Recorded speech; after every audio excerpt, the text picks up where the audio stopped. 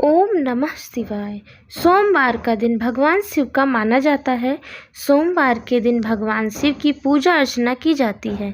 अगर आप सोमवार का व्रत रखते हैं तो उस दिन भगवान शिव का पूरे विधि विधान से पूजन करना चाहिए। साथ ही व्रत का पूरा फल प्राप्त करने के लिए सोमवार की कथा पढ़नी या सुननी चाहिए। नमस्कार, भक्ति भजन चैनल में आपका स्वागत है। अब हम सुनेंगे आगे की कथा। पौराणिक कथा के अनुसार एक समय की बात है, किसी नगर में एक साहूकार रहता था। उसके घर में धन की कोई कमी नहीं थी, लेकिन उसकी कोई संतान नहीं थी। इस कारण वह बहुत दुखी था। पुत्र प्राप्ति के लिए वह प्रत्येक सोमवार व्रत रखता था और पूरी श्रद्धा के साथ शिव मंदिर में जाकर भगवान शिव और पार्वती जी की आराधना करता था। उसकी भक्ति देखकर एक दिन माता पार्वती प्रसन्न हो गईं और भगवान शिव से उस साहूकार की मनोकामना पूर्ण करने का आग्रह किया। पार्वती जी की इच्छा अनुसार भगवान शिव ने कहा कि हे पार्वती, इस संसार में हर प्राणी को उसके कर्मों का फल मिलता है और जिसके भाग्य में जो हो उसे भोगना ही पड़ता है। लेकिन पार्वती जी ने साहूकार की भक्ति का मान रखने के लिए उसकी मनोकामना पूर्ण करने की इच्छा जताई। माता पार्वती जी के आग्रह पर शिव जी ने साहूकार को पुत्र प्राप्ति का वरदान तो दिया, लेकिन साथ ही यह भी कहा कि उसके बालक की आयु केवल 12 वर्ष की होगी। माता पार्वती और भगवान शिव की बातचीत को साहूकार सुन रहा था। उसे ना तो इस बात की खुशी थी और ना ही दुख। वह पहले की भांति शिव जी की पूजा करता रहा। कुछ समय के बाद साहूकार के घर एक पुत्र का जन्म हुआ। जब वह बालक 11 वर्ष का हुआ तो उसे पढ़ने के लिए काशी भेज दिया गया।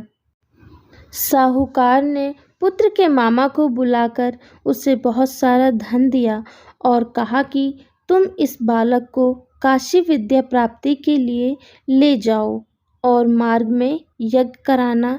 जहाँ भी यज्ञ कराओ वहाँ ब्राह्मणों को भोजन कराते हुए और दान दक्षिणा देते हुए जाना। दोनों मामा भांजे इसी तरह यज्ञ कराते और ब्राह्मणों को दान दक्षिणा देते काशी की ओर चल पड़े। रात में एक नगर पड़ा जहाँ नगर के राजा की कन्या का विवाह था, लेकिन जिस राजकुमार से उसका विवाह होने वाला था वह एक आंख से काना था। राजकुमार के पिता ने अपने पुत्र के काना होने की बात को छुपाने के लिए एक चाल सोची। साहूकार के पुत्र को देखकर उसके मन में एक विचार आया। उसने सोचा, क्यों ना इस लड़के को दूल्हा बनाकर राजकुमारी से विवाह करा दूं। विवाह के बाद इसको धन देकर विदा कर दूंगा और राजकुमारी को अपने घर ले जाऊंगा। लड़के को दूल्हे के वस्त्र पहनाकर राजकुमारी से विवाह करा दिया गया। लेकिन साहूकार का पुत्र ईमानदार था। उसे यह बात न्याय संगत नहीं लगी। उसने अवसर पाकर राजकुमारी की चुन्नी के पल्ले पर लिखा कि तुम्हारा विवाह मुझसे हुआ है, लेकिन जिस राजकुमार के साथ तुम्हें भेजा जाएगा वह एक आंख से काना है। मैं तो काशी पढ़ने जा रहा हूँ। जब राजकुमारी ने चुन्नी पर लिखी बातें पढ़ी तो उसने अपने माता पिता को यह बात बताई। राजा ने अपनी पुत्री को विदा नहीं किया, जिससे बारात वापस चली गई। दूसरी ओर साहूकार का लड़का और उसका मामा काशी पहुँचे और वहां जाकर उन्होंने यज्ञ किया। जिस दिन लड़के की आयु 12 वर्ष की हुई उसी दिन यज्ञ रखा गया। लड़के ने अपने मामा से कहा कि मेरी तबीयत कुछ ठीक नहीं है। मामा ने कहा कि तुम अंदर जाकर सो जाओ। शिव जी के वरदान अनुसार कुछ ही देर में उस बालक के प्राण निकल गए। मृत भांजे को देख उसके मामा ने विलाप शुरू किया। संयोगवश उसी समय शिव जी और माता पार्वती उधर से जा रहे थे।